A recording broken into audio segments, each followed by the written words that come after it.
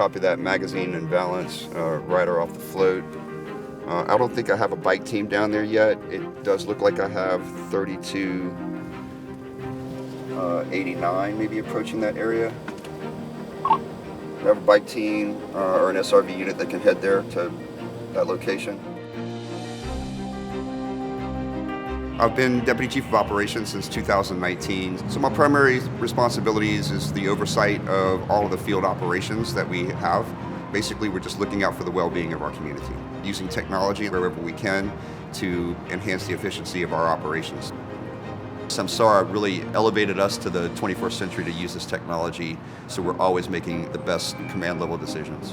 What we do is extremely dangerous. You know, we're driving through city streets with lights and siren to emergency calls for service, and that puts a high stress load on the crew that's inside of those units. Having things in place to enhance their safety and enhance their driving skills is certainly a benefit to all. The parade has just passed in Louisiana, St. Charles. I just talked to my assets there, and it's moving up the route towards our location here. So it's probably about 10 or 15 minutes away from our location. So we'll soon have some action down this way. It just allows me to be sure that my assets are parked in the correct spots where they need to be, so that way when I need them, they can get to those specific calls. I have this, and it keeps up in real time with all my assets like I need.